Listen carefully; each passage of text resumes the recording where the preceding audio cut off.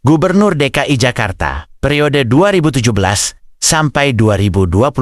Anies Baswedan terkejut atas kabar sahabatnya, Thomas Trikasih Lembong atau Tom Lembong yang ditetapkan sebagai tersangka dalam kasus impor gula 2015 sampai 2016.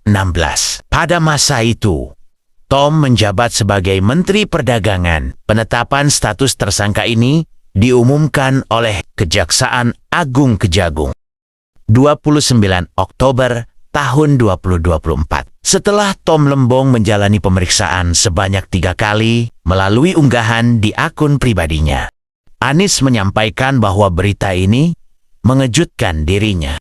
Anies yang sudah bersahabat dengan Tom hampir 2 dekade, mengenalnya sebagai sosok yang dikenal memiliki integritas tinggi.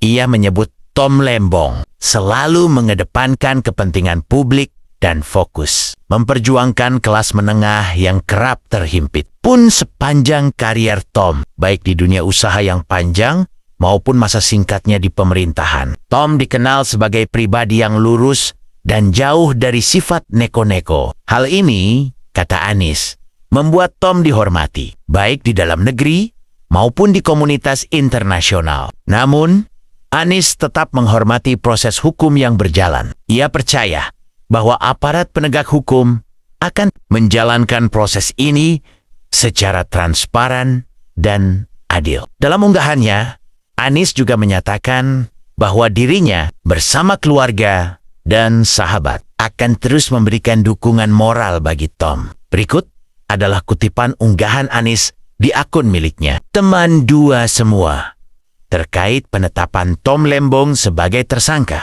Saya bersahabat dengan Tom hampir 20 tahun dan mengenalnya sebagai pribadi berintegritas tinggi. Tom selalu prioritaskan kepentingan publik dan ia juga fokus memperjuangkan kelas menengah Indonesia yang terhimpit. Tom adalah orang yang lurus dan bukan tipe orang yang suka neko-neko. Karena itu, selama karier panjang di dunia, usaha dan karier singkat di pemerintahan, ia disegani, baik lingkup domestik maupun internasional. Kabar ini amat-amat mengejutkan. Walau begitu, kami tahu proses hukum tetap harus dihormati. Kami percaya aparat penegak hukum dan peradilan akan menjalankan proses secara transparan dan adil. Kami juga tetap akan memberikan dukungan moral dan dukungan lain yang dimungkinkan untuk Tom. Tom, jangan berhenti mencintai Indonesia dan rakyatnya, seperti yang telah dijalani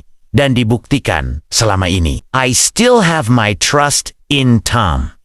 Dan doa serta dukungan kami tidak akan putus. Kami ingin negeri ini membuktikan bahwa yang tertulis di penjelasan Undang-Undang Dasar 1945 masih valid, yaitu negara Indonesia adalah negara berdasarkan hukum Rekste, bukan negara berdasarkan kekuasaan belaka Mastat.